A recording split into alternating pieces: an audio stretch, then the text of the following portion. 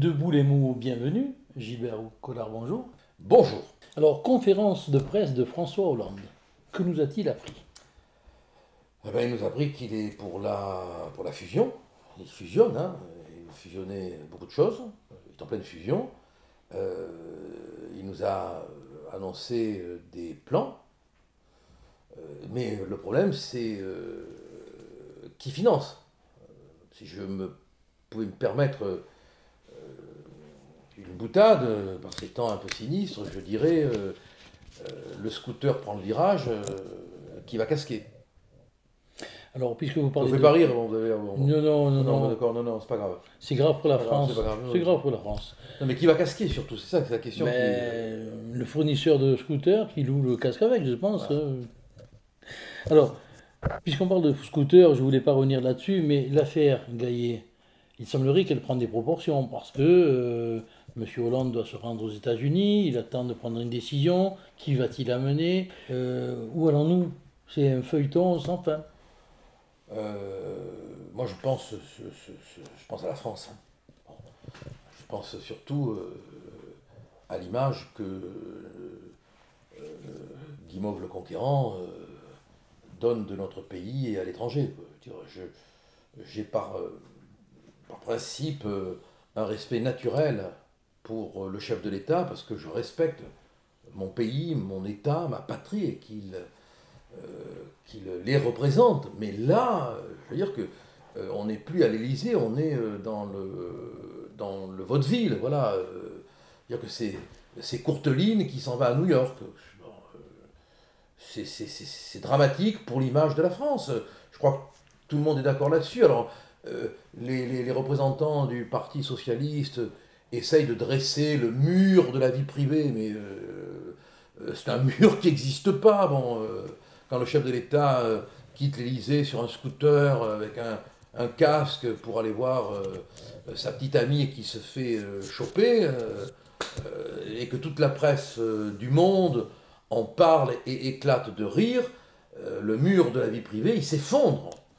Malheureusement, sous les décombres, il y a le pays. C'est ça qui est triste. Alors, sans transition, on va parler d'IVG.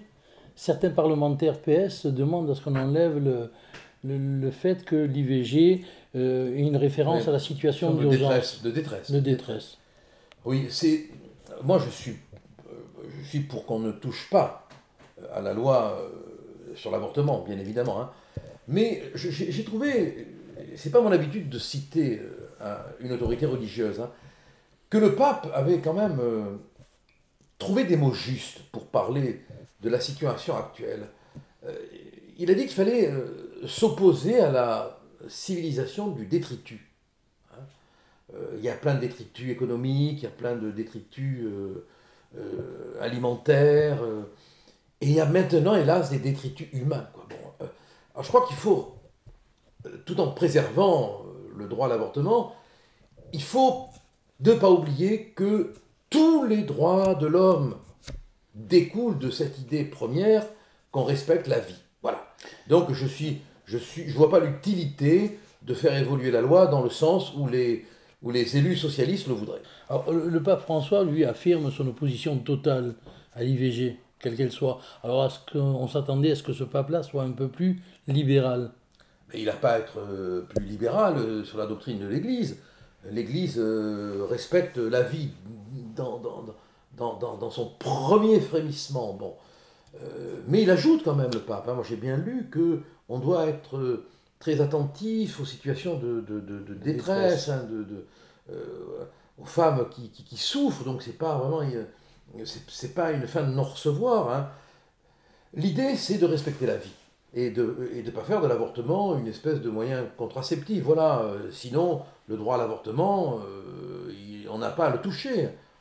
Il n'y a pas de raison pour que de quelque façon que ce soit, on revienne sur cette question-là. Alors, on va changer de continent. Tombouctou, pire que la censure, l'autodafé. Et on a vu dernièrement que certains livres de grande valeur du Xe siècle ont échappé à la brûlure, à l'autodafé, parce que des habitants ont pu les cacher au dernier moment.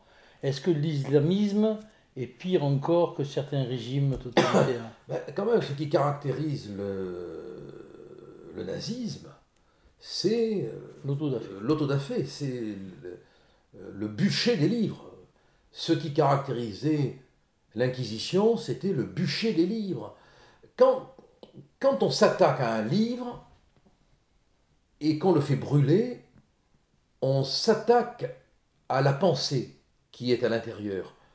C'est-à-dire qu'on s'attaque à la présence immatérielle de l'être. Donc on va, et j'emploie pas le mot en un sens religieux, on va attaquer l'âme de l'être, l'humain. Comme il y a l'âme des violons, il y a l'âme de l'être qui résonne, qui pense, qui écrit, qui compose de la musique, qui rédige des poèmes, qui poursuit la rime, comme l'amoureux poursuit le coucher de soleil. Bon, tout ça, c'est infiniment respectable et on doit le protéger. Et brûler un livre, c'est comme brûler un homme parce qu'on brûle la pensée. Et toucher à la liberté d'expression, c'est la même chose. C'est le commencement. Ça commence par les atteintes à la liberté d'expression et puis ça finit par l'incendie des livres. C'est horrible. Ça me fait frémir. Est-ce qu'on peut dire que l'islamisme est le cousin du nazisme ? C'est une forme de fascisme. Maintenant, je m'interdis les rapprochements faciles parce qu'il y a toutes sortes d'islamisme, hein, comme il y a toutes sortes de fascisme du reste, pour ceux qui connaissent bien l'histoire, mais il y a un fascisme vert sans aucun doute. Alors, encore un sujet bien différent, l'euthanasie, Oui. et puis le fait de se raccrocher à la vie coûte que coûte, des machines. Quel est votre avis ? Faut-il arrêter la vie d'autres ? Je pense que si vous faites allusion à l'affaire Lambert. Tout à fait. Bon, donc il faut être quand même précis, il faut expliquer que les médecins avaient décidé de le débrancher, comme on dit, comme si on était des piles qui s'alimentaient sur un réseau électrique, hein, et que la justice a été saisie. Et les magistrats du tribunal administratif, ils étaient 9, je crois, donc c'est pas une petite collégialité, ont décidé que on ne débranchait pas. Et là aussi, c'est une manière de dire protégeons la vie, même dans sa forme la plus abîmée, la plus détériorée, tout en sachant que nous avons la loi Leonetti, hein, qui interdit l'acharnement thérapeutique et qui, heureusement, empêche que l'on fasse durer des êtres dont le destin est de n'être plus que des mécaniques à l'intérieur de laquelle l'esprit continue à vivre, mais sans aucun secours physique. Hein, bon. Donc c'est bien que le tribunal administratif ait pris cette décision, parce que c'est une manière de dire protégeons la vie. Et le droit à l'euthanasie ? Alors, je viens de vous y répondre, parce que je vous dis que je suis favorable à la loi Leonetti. Mais la loi Leonetti, elle est très bien structurée, elle constitue un véritable effort, elle interdit l'acharnement thérapeutique. Je crois que c'est une bonne loi. Eh bien, je crois que c'est tout pour aujourd'hui. Vous n'avez pas une note plus gaie pour terminer, non ? Ah oui, très belle exposition de peinture à Saint-Gilles, je vous conseille d'aller la voir. Oui, ça je l'ai vu, oui, mais il n'y a rien qui pourrait faire sourire nos auditeurs, non ? Oui, un bon couscous ce soir est prévu. Moi, je vais vous dire la vérité, c'est que ce qu'il ne vous dit pas, parce qu'il a peur de passer pour un blaireau, c'est qu'il se déplace à scooter et non pas en scooter, et qu'il n'a pas de casque, parce qu'il a peur qu'avec son casque, on le prenne pour quelqu'un d'autre. Voilà. Bonsoir. Bon, à bientôt.